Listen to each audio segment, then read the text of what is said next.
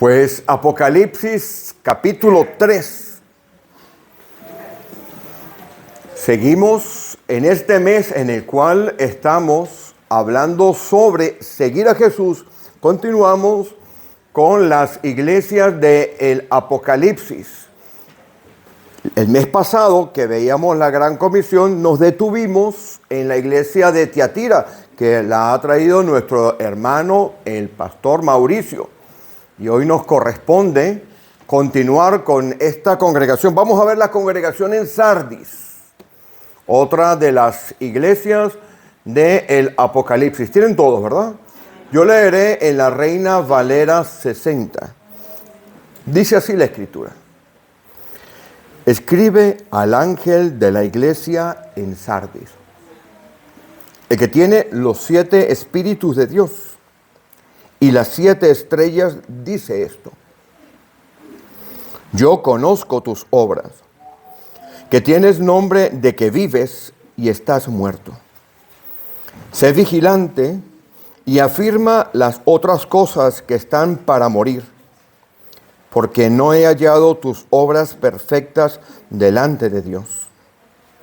Acuérdate, pues, de lo que has recibido y oído, y guárdalo, y arrepiéntete, pues si no velas, vendré sobre ti como ladrón, y no sabrás a qué hora vendré sobre ti.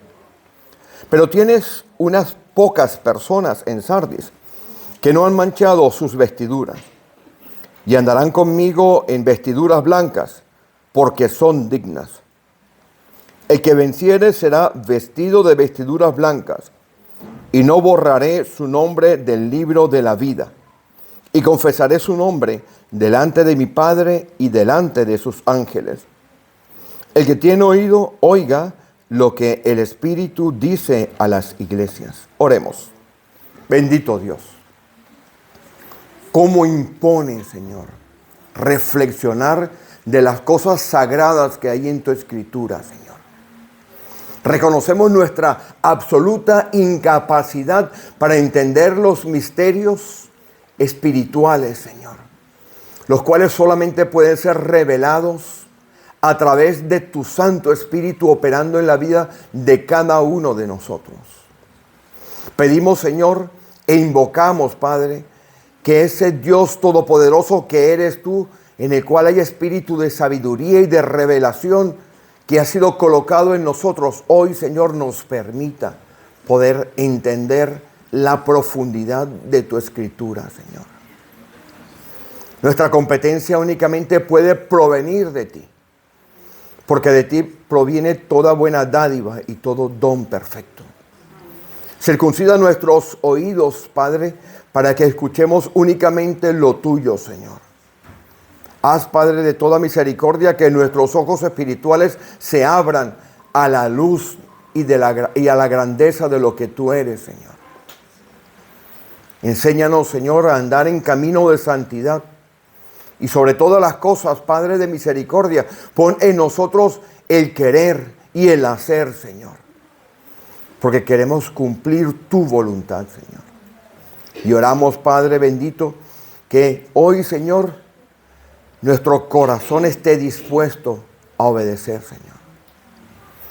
Pedimos también, Señor, que estas interceptaciones que hay cuando vienen, Señor, esos espíritus malignos a tratar de hacer cosas que no son las tuyas, Señor, en nuestras mentes y en la iglesia, Señor, hoy, Padre, por la autoridad que hay en tu nombre, sean reprendidos, echados fuera de esta congregación, Señor.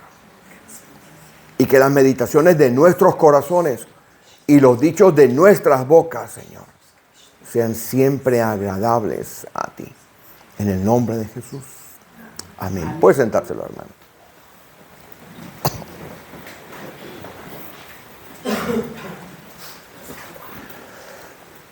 La iglesia de Sardis era una iglesia bastante particular. Si leyéramos la Escritura de manera corrida, veríamos que la iglesia de Sardis está en la 5ª posición. Pero tiene algo bastante particular. Está situada en un lugar en el cual podríamos decir que es la mitad de un triángulo. Cuando usted tenga tiempo, vaya a los mapas que tiene su escritura y verá dónde está. Y aquella ciudad tenía una fama increíble. Esta ciudad, decía el famoso historiador Heródoto, que algunos de ustedes posiblemente han escuchado o han leído de Heródoto, era un famoso escritor antiguo, 400 años antes de la venida del Señor, acreditaba que esta ciudad había sido fundada por un linaje. Recordemos que Heródoto era griego y creía en dioses griegos. Había sido fundada por un linaje que era el descendiente de los hijos de Hércules. Todos hemos escuchado Hércules, ¿no? Hemos visto las historias en la televisión de Hércules. Y esta ciudad estaba situada en un sitio que abundaba el oro. De hecho, podríamos decir que era una de las ciudades con mayor capacidad económica en esa región de Turquía, porque Sardis está situada en lo que actualmente es Turquía. Había sido capital de un reino muy famoso, el reino de Lidia. Y este río estaba cargado de pepitas de oro. El río tiene un nombre bastante fácil de recordar. Este es el método mnemotécnico que yo uso. Páctulos, como suena como pacto, ¿verdad? El río se llamaba Páctulos y se decía que tenía tanto dinero, tantas pepitas de oro, porque un famoso, también rey de la historiografía mitológica de los griegos, se había lavado las manos allí, un rey que se llama Midas. No sé si alguno de ustedes ha escuchado hablar de Midas. Era el rey, muchos hubiéramos querido ser Midas, ¿verdad? Cuando llega el fin de mes, y vemos que el saldo de la cuenta bancaria ya está poniéndose de color rojo. Y empezamos a buscar esas moneditas que siempre despreciamos, ¿no? Porque el fin de mes todos buscamos dónde están esas moneditas. Mi amor, ¿y aquellos 5 céntimos que tenías, dónde están? Pues el rey Midas, que era un rey que en la mitología decía que todo lo que tocaba lo convertía en oro, que al final fue su maldición porque no podía ni comer. Una enseñanza allí. Iba a comer una manzana y se convertía en oro. Se partía los dientes del pobre hombre. Bueno, decían que este hombre se había lavado las manos allí y aquel río estaba cargado de pepitas de oro. Eso hizo que la ciudad creciera enormemente. Era como la Arabia Saudita, ¿no? Como Kuwait, estas ciudades que no tienen nada, no tienen terreno, pero tienen petróleo y entonces de allí han construido grandes ciudades. Si usted quería buscar trabajo, usted no iba a Calahorra. Tampoco iba a Tudela. No iba a Logroño. Tampoco iba a Pamplona. Usted iba a donde hay trabajo. Si yo fuera a buscar trabajo ahora, echar currículum, bueno, uno echa currículum donde vive, ¿no? Pero si usted tuviera la opción de decir, yo me voy a ir a buscar trabajo, ¿usted va a buscar trabajo en Calahorra o en Tudela? No, usted va a Nueva York. Usted va a Los Ángeles, usted va a Madrid, usted va a Londres, usted va a París.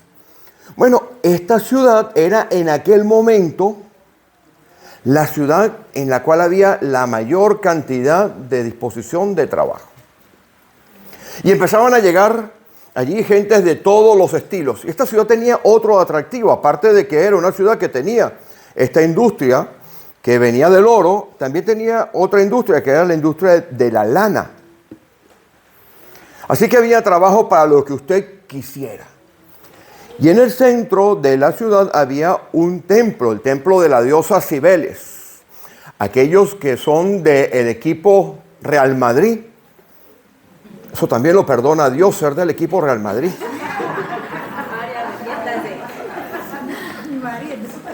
Su marido, ya hablaré por él. ¿Saben que cuando el equipo gana se van a Madrid, que hay una fuente donde está la diosa Cibeles? ¿Han escuchado hablar de eso, no?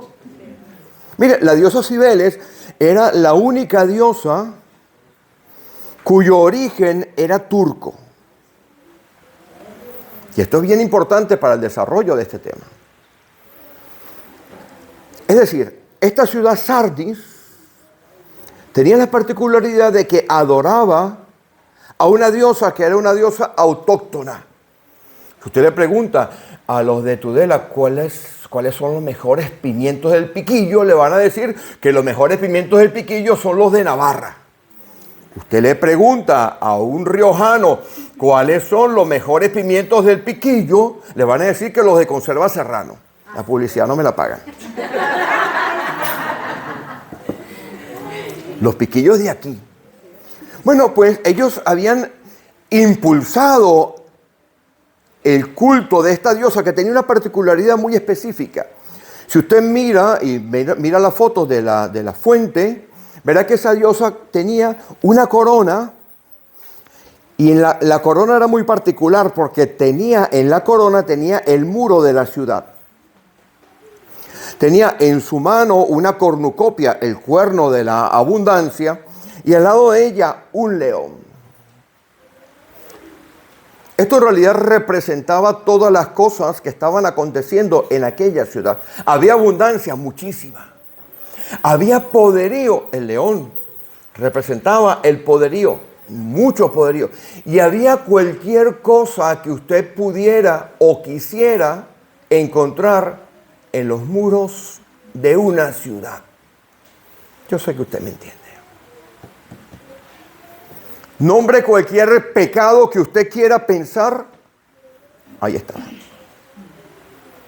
Nombre cualquier cosa que fuese contra las ordenanzas de Dios, dentro de los muros de aquella ciudad, estaba. Y esa diosa tenía un templo espectacular. Tenía un montón de columnas. Todavía se quedan un par de columnas en pie. Y allí hay una congregación. La congregación de Sardis. Vamos al versículo 1 del capítulo 3.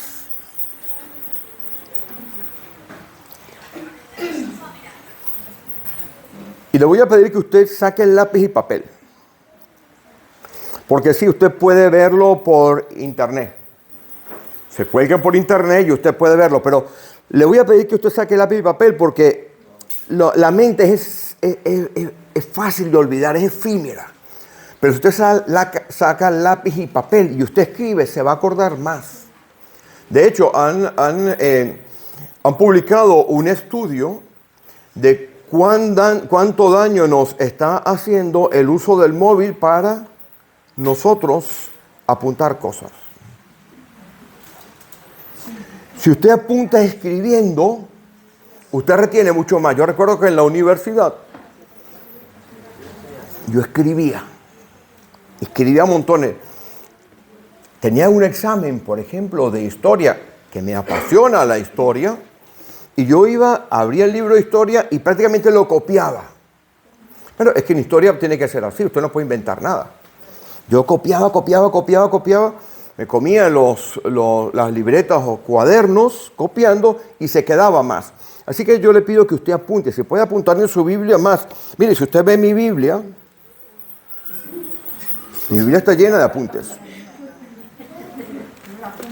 No, el pastor tiene memoria. No, el pastor tiene 60 años. El pastor se olvida todo. Pero como lo tiene apuntado, queda bien. Está apuntado.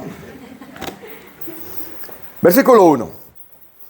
Escribe al ángel de la iglesia en Sardis, el que tiene los 7 espíritus de Dios y las 7 estrellas, dice esto: yo conozco tus obras, que tienes nombre de que vives y estás muerto.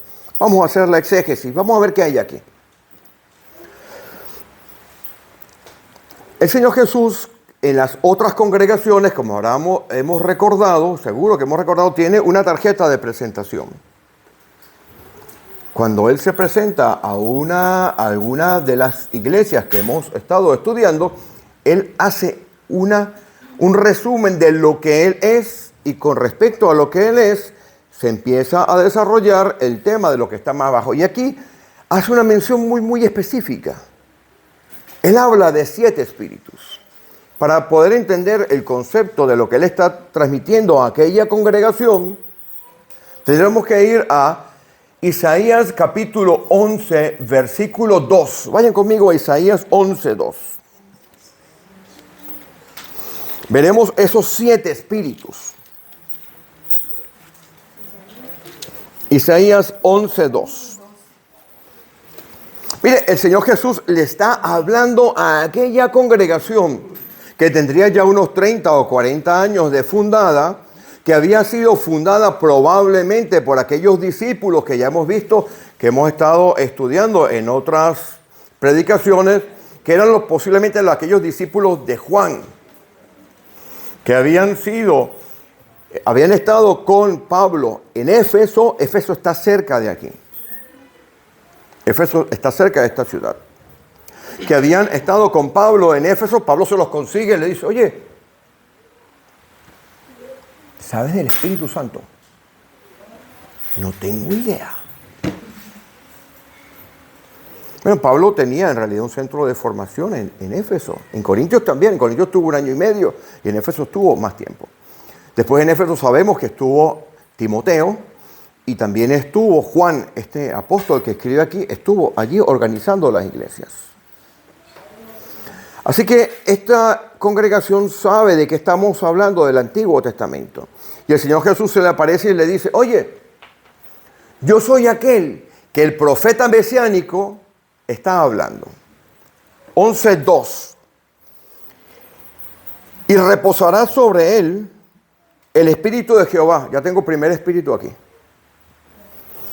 Espíritu de sabiduría. 2. Inteligencia. 3. Consejo. 4. Poder. 5. Conocimiento. 6. Y de temor de Jehová. 7. ¿Por qué el Señor Jesús se presenta a esta congregación en aquella ciudad de Sardis que tenía buenos maestros? Porque si usted mira, esta escritura se escribe y ya habían pasado por aquella congregación gente bien formada. El mismo caso de la iglesia de Corintio. Si usted mira los 16 capítulos de la iglesia de Corintio, cada capítulo tiene un problema. Ahí había de todos los problemas. Esta iglesia se parece a la iglesia de Corinto. ¿Corinto dónde estaba? Corinto estaba en un lugar donde había mucho tráfico de comercio, el estrecho de Corinto, donde había muchos dones espirituales, donde había mucho desorden, había mucho pecado. Y toda la carta, la primera carta del apóstol Pablo a los Corintios, en cada capítulo, está hablando de un problema. 16 capítulos, 15 problemas. Y lo tuvo él 3 años. Allí, en esa congregación. En Corinto. Él la fundó. Si usted lee el primer versículo de la epístola a los Corintios, él dice, el apóstol Pablo y Sóstenes. Ese que si usted va a la escritura, el que apedrearon cuando fue la rebelión, él acompaña allí. Es decir, era una iglesia que tenía gente que sabía la escritura. Gente que había estado probablemente aprendiendo de los apóstoles, de los grandes, de los buenos de verdad. Y el Señor Jesús le dice, mira, tengo una carta de recomendación. Yo soy aquel que habla del Antiguo Testamento, en el cual reposan los 7 espíritus. Esos mismos 7 espíritus, si usted quiere y los apunta, están en el capítulo 4, versículo 5, y en el capítulo 5, versículo 6 de Apocalipsis. Los 7 espíritus son muy importantes para entender este contexto. ¿Cuáles eran? El Espíritu de Jehová. El Espíritu del Señor está sobre mí, ¿se acuerdan? El Espíritu de sabiduría. La sabiduría es de Dios. Él es la sabiduría, la fuente de toda la sabiduría, la fuente de toda la inteligencia, la fuente de todo el consejo, de todo el poder, de todo el conocimiento y de todo el temor. Es decir, Él se presenta como alguien que tiene la capacidad para juzgar. Volvemos otra vez a Apocalipsis, capítulo 3. Y yo quiero que usted subraye el género que va a haber aquí. Cuando digo género es porque ahora hay un problema. Ahora usted tiene que decir todas y todos. Yo no digo todes. Que me metan preso. Me borra eso, mi hermano. Esta iglesia estaba tan corrompida, esa iglesia, en aquella ciudad, que había tenido los mejores maestros, que si usted llegaba a esa ciudad y decía, oye, ¿cuál es la mejor iglesia que hay aquí? Uf, tienes que irte a la iglesia de Sardis. Mira, esa gente tiene música la que te puedes imaginar. Una tarima espectacular, luces fantásticas. Aquello, hay que ir allí. Como la iglesia Hillsong. Yo recuerdo una vez que fui, yo viajaba con mucha frecuencia a Oxford porque allí estaban viviendo mis hijos. E íbamos a coger una iglesia en Oxford. Fíjense, hago un paréntesis rápido para contar la historia porque tiene que ver con esto. Había una iglesia bautista que ya el pastor estaba por jubilarse, ya tenía como 90 años el hombre. Cuando caminaba de aquí a la puerta duraba media hora, pobre hombre. Estaba muy mayor. Entonces yo estaba en la iglesia, cerquita de donde vivían mis hijos, por allá por el año 2016, y yo quería ver si podíamos quedarnos con esa congregación para estar cerca de nuestros hijos y servir allí. Bueno, esa congregación estaba perdiendo gente porque se la estaba llevando otra congregación que se llama Hillsong. Muchos de la música que nosotros escuchamos viene de Hillsong. Algunos himnos de Hillsong están ahí en el límite. Algunos también. Bueno, pues, si usted iba a Oxford y preguntaba, no iba a ir a la iglesia de aquel pastor donde todas las hermanas que estaban allí, el promedio era de 80 años. Se estaban quedando sin jóvenes. Es más, yo fui allí y se acercó una con tacataca y me dijo, cuando se enteró que yo era pastor, dijo, ¿y usted es soltero?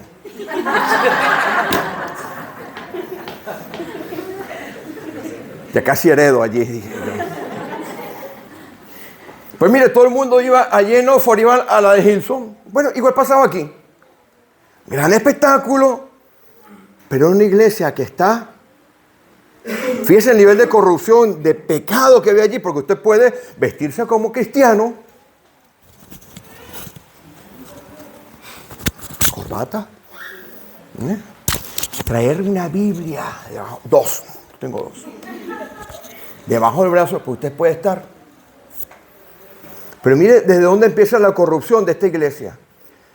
Lea, versículo 1. Dice, ¿qué dice? ¿Muerto o muerta? Muerto. Y estás muerto. Ojo aquí. Ojito aquí. En el griego, los géneros son importantes. Y yo creo que el pastor de esta iglesia, que es el que recibe el ángel, porque si ustedes ven al principio dice, escríbele a quién. ¿Y el ángel cómo está? El ángel está liquidado. Pero tenía una iglesia. Usted quería, no, que tengo que ir allá. Hay que ir allá. Mire, muchas veces confundimos el espíritu con la emoción. Cuando en una iglesia que está pasando lo de Sardis, desde el pastor para abajo, están muertos. Usted puede tener actividad, pero eso no vale para nada. Puede tener mucha ofrenda y comprarse el mejor local de la iglesia de Sardis en Calahorra. No vale para nada. Aquel Espíritu de Dios que tenía esos... Sí, ¿has escuchado hablar de los 7 ojos de Dios, verdad también, no? Aquel Espíritu de Dios, aquella potencia como no hay ninguna otra. Había visto todo. Y arranca con el pastor. ¿Usted cree que los pastores somos superhombres? ¿Usted cree que los pastores no tenemos nuestra lucha igual o peor que ustedes? La tenemos. Yo digo, y el pastor Mauricio seguro que también lo dirá, que a mi correo electrónico, y esto no lo digo por favor, entiéndelo en el contexto de la lucha que hay aquí, porque estamos viendo qué está pasando aquí. A mi correo electrónico o a mi WhatsApp, y seguro que del pastor y a muchos pastores que me acompañan en este ministerio en la web, rara vez le llega un correo o un mensaje que diga, pastor, pagó la luz. Pastor, ¿cómo se siente usted? ¿Cómo está? ¿En qué le puedo ayudar? Pastor, mire, lo voy a buscar para invitarle a una mariscada. Después ya saben. Atrás voy a poner una cosita ahí, ¿verdad, pastor? Nos montamos los otros dos. ¿Saben lo que llega? Problemas. Quejas. Crítica. Chisme. Murmuración. Eso es lo que llega a nuestros correos. Y con todo, hay que echar para adelante. Pero si usted sucumbe como pastor, sucumbe toda la iglesia. Toda la iglesia. Y ese pastor me da la leve impresión que había sucumbido. ¿Sabe qué es sucumbir? Ya. ¿Por qué sucumbió? Mire, aquí hay un tema importante. Porque el Señor Jesús, en esa manera tan espectacular que tiene de hablar, le dice, yo conozco tus obras y usted no sabe muy bien, se le habla a toda la iglesia. Y se le habla a toda la iglesia, pero también le está hablando al pastor. Y le dice, estás muerto. Podrás saberte la Biblia de memoria. Pero muchacho, no te has enterado que estás muerto. ¿Por qué dice esto? Mire, hay pecados que en el Antiguo Testamento no tenían perdón. ¿Sabía usted eso? Sí. Vaya conmigo a Levítico 20.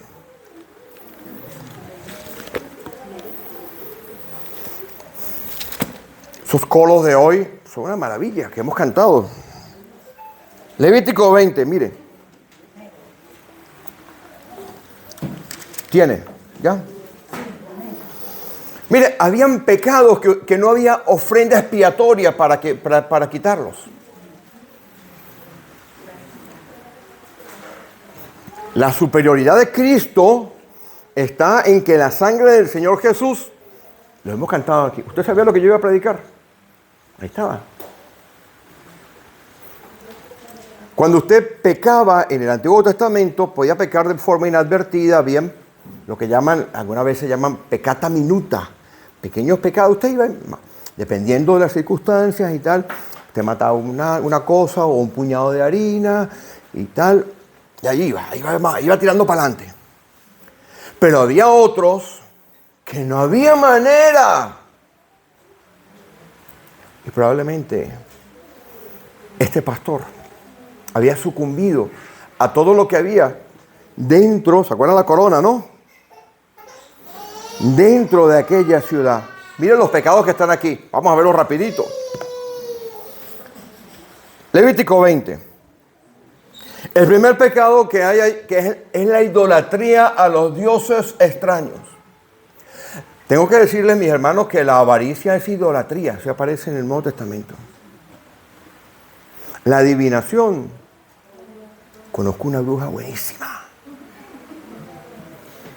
Esa te amarra al marido así y no se te va. O te estás pasando problemas, te echa las cartas. Eso, ¿usted sabe cuál era lo que mandaban en el Antiguo Testamento? Lea conmigo. Versículo 2 dice, dirás asimismo a los hijos de Israel, cualquier varón de los hijos de Israel o de los extranjeros, aquí no dejaba fuera a nadie, que moran en Israel, que ofreciera alguno de sus hijos a Moloc, morirá. No había manera de que usted se salvara de eso. Lo mataban a usted. Si usted sigue, porque voy a ir rapidito, ¿no? En el versículo 4, si usted, voy a leerlo. Si el pueblo de la tierra cerrare sus ojos al respecto, para no matarle, en el versículo 5, entonces yo pondré mi rostro contra aquel varón y toda su familia y le cortaré. Fuera, muerto. Podía coger usted un becerro, 3 vacas, muerte. Seguimos acá. El adulterio era otro.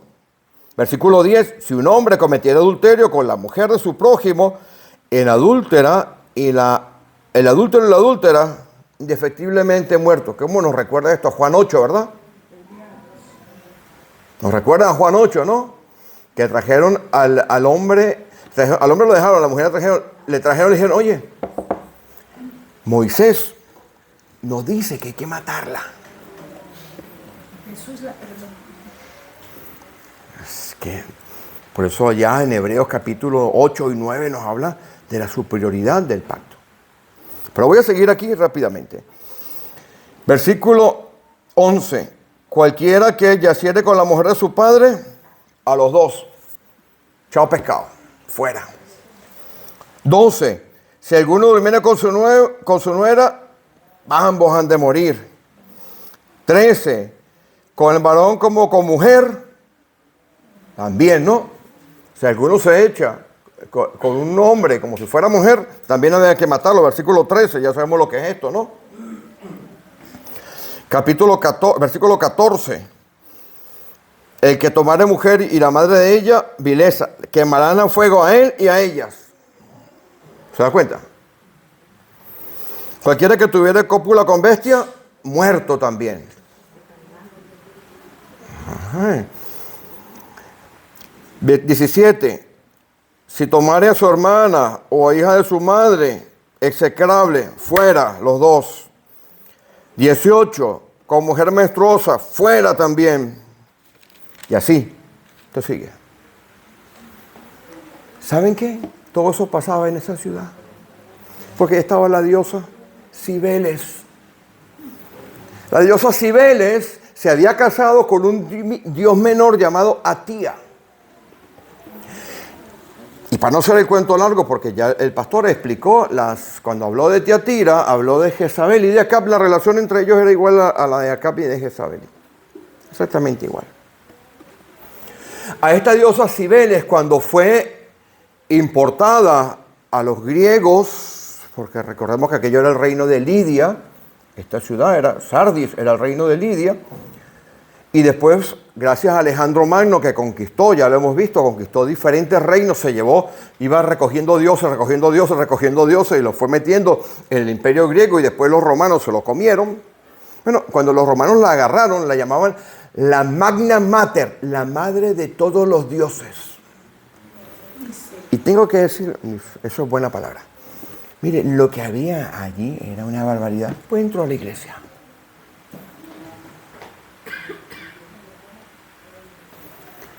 Pastor, usted está muerto.